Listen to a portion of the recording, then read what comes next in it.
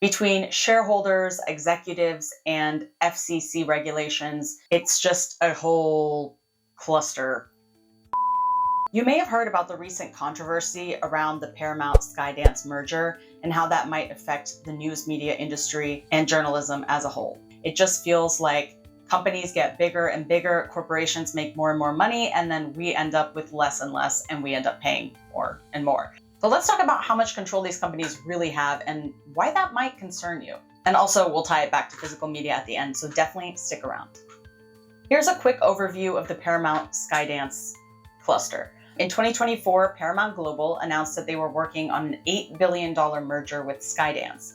And this is because Paramount was losing competitiveness in the entertainment industry, and it's kind of like adapt or die. They had a loss in streaming services, and they had declining viewership across cable networks, and then kind of debt management issues. The Drum called it a new lease on life, and kind of adapting to the streaming wars, coming to terms with the fact that legacy media has been waning in influence and in profits for a long time now, and it's really kind of getting worse and worse as time goes on.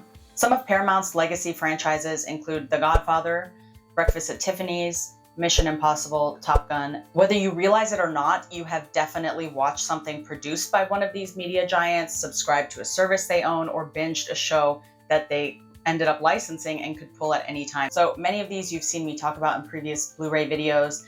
Recently did my top 5 Blu-ray picks for anyone starting their collection, and a few of these movies were in there. Part of why this merger is such a shit show is because they're waiting for FCC approval.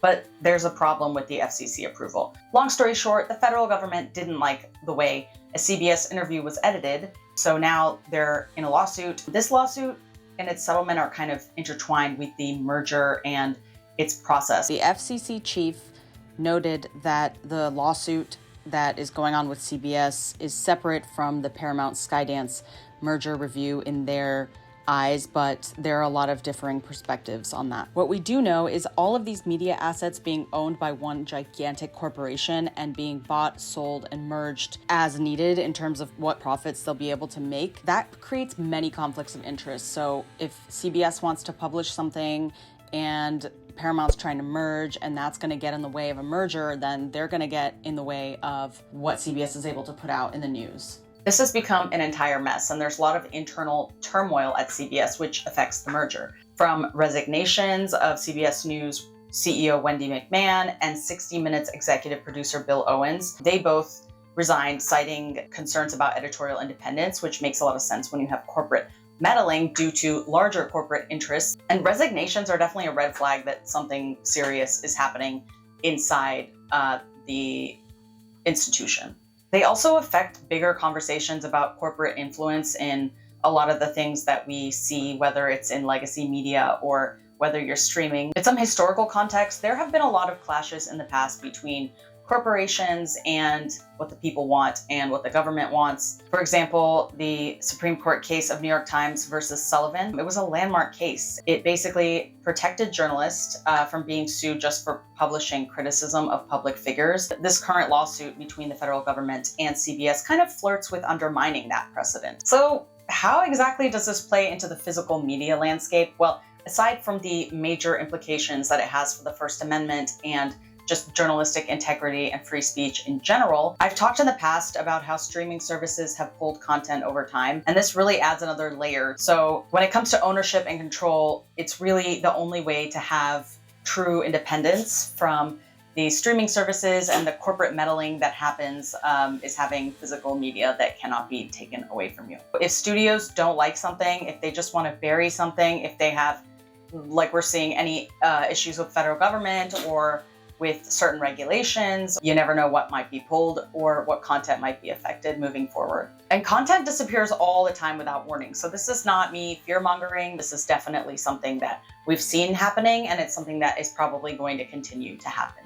As long as media becomes more and more consolidated with corporations, whether it's Jeff Bezos buying the Washington Post or this merger that's about to happen, to me, physical media kind of represents preservation and having more control over what you own, which I've talked about endlessly in my video about why I started collecting Blu-rays again.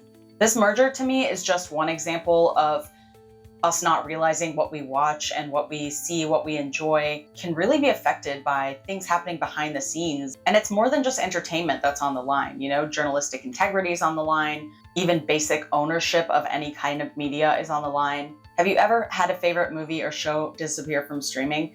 If so, let me know in the comments below. I would love to know what you think about overall corporate consolidation of media, because it's really affecting what we watch and what we're shown, and I don't think that we pay enough attention to how things are being handled behind the scenes. If you like this video and you're into media ownership and collecting 4K Blu-rays, please subscribe to my channel for more. And my dog is over here nagging. Why are you always nagging? Here, she wants to say hello. Say hello. Oh, this is Maisie. Maisie, look at the camera. Look. Oh. She's driving me nuts right now. Hello. Okay, go back to where you came from.